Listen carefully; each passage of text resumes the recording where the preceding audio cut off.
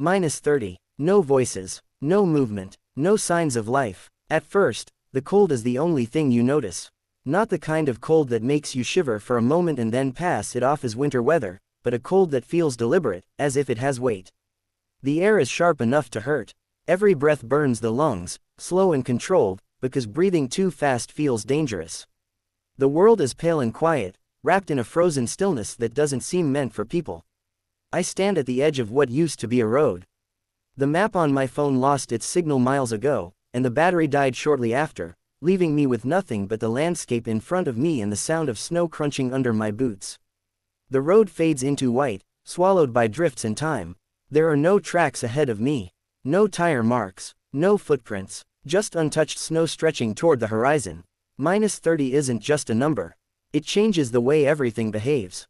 Metal feels hostile. Skin goes numb in minutes. Even sound seems to freeze in place. The silence isn't peaceful, it's heavy, pressing in from all sides, making every small movement feel louder than it should be. I realize how alone I am not when fear hits, but when it doesn't. I didn't plan to end up here. These places are never planned. You don't circle them on a map or schedule them into your day. You drift into them by accident, following a thin gray line that promises a shortcut and delivers isolation instead. The car gave up first, buried halfway into a drift, engine cold, dashboard dark. Walking became the only option. That's when I saw the village. At first, it looked like a mistake in the landscape. Dark shapes breaking the white, uneven and scattered. As I got closer, they became houses. Wooden frames leaning slightly, roofs sagging under years of snow, windows dark and unreflective. No smoke, no sound, no movement. It felt less like arriving somewhere and more like stepping into a photograph taken long ago. I stopped at the edge of the village and listened.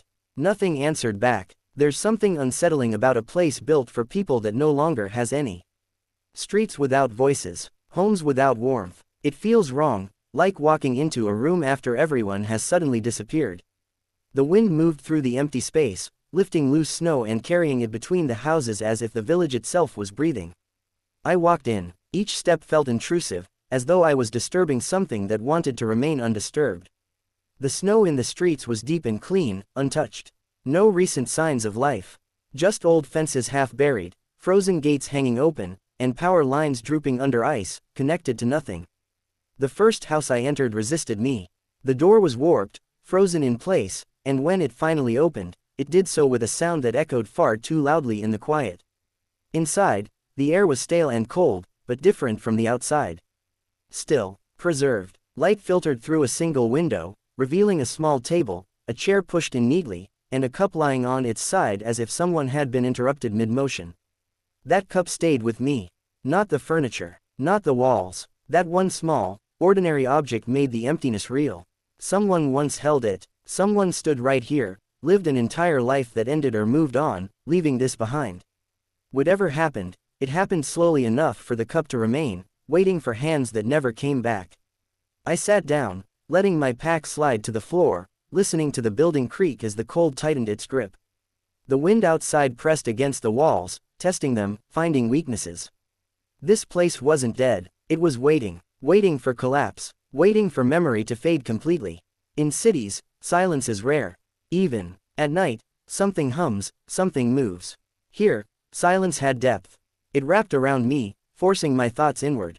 Without distractions, the mind starts asking questions it usually avoids. How long until everything you've built is forgotten? How much of your life leaves a mark? How quickly does the world move on once you're gone? I left the house and continued through the village. Each building told the same story in a different language. A child's boot frozen stiff near a doorway. A torn curtain still hanging in a window.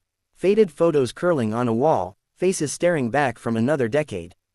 These weren't ruins from ancient history. They were recent enough to feel personal. As daylight began to fade, the temperature dropped even further. The sky turned pale blue, then gray, then almost colorless. Staying outside much longer wasn't an option. I chose a house that looked more stable than the rest and prepared to wait out the night.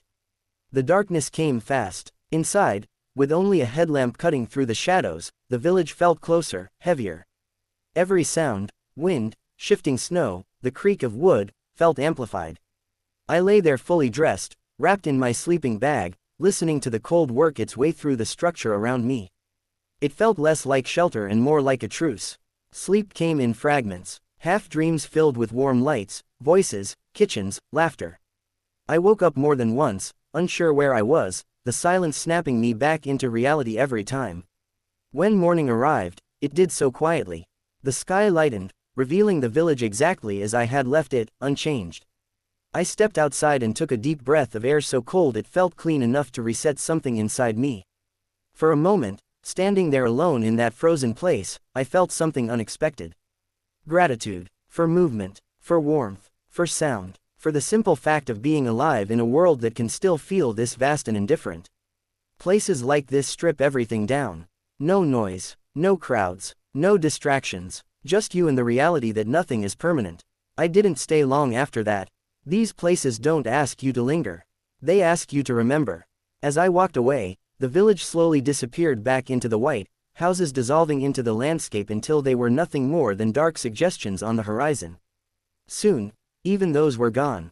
-30. No one around. And somehow, that silence said more than any words ever could.